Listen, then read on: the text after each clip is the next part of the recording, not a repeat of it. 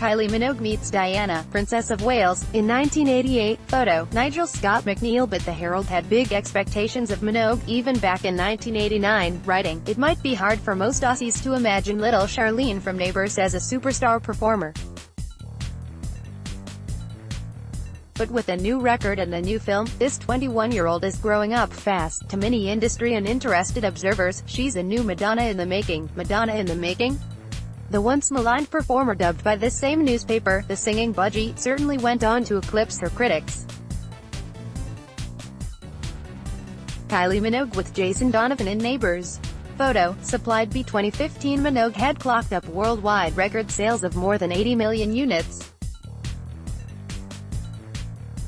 Though the 21-year-old the Herald interviewed all those years ago would probably have never believed such success awaited her, especially if her most ardent of critics were to be believed, panning everything from her first concert to her views on apartheid in South Africa, famously quoted saying, "Stop killing the rhinos." Those wounds were still fresh in Minogue's mind when the Herald interviewed her. "I know what the tall poppy syndrome is like and I think it sucks," the feisty starlet declared, reflecting on the early critics.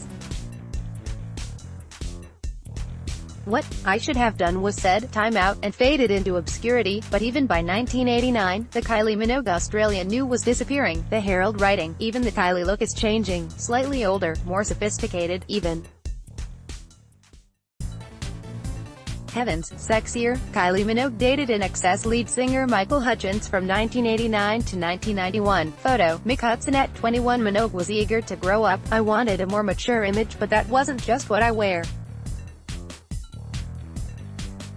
Not a lot of people wanted me to grow up. I'm glad if people have noticed. It's hard, if you only change a little, no one notices.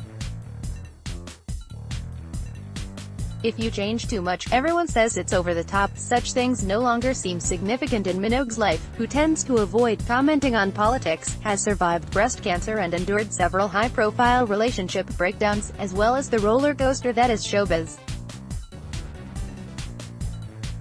On turning 50, she recently told the Herald, "I am very aware and thankful that this is a good time in my life. I know I have worked for it and I have paid for it, and so I am enjoying it between my schedules and trying to take care of myself as well. I don't know if it is the 50 thing. It probably has a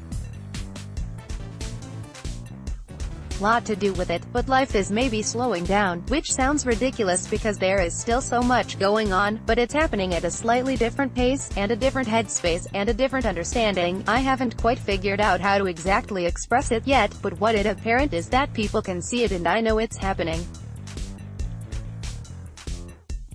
I feel good and thankful." Kylie Minogue with sister Danny, brother Brendan and their mother Carol. Photo, supplied. Today Minogue is celebrated for her seemingly eternal youthfulness, is considered a global success story and mingles comfortably with everyone from Prince Charles to Hollywood A-listers, something she has clearly become used to. "Meeting people I admire.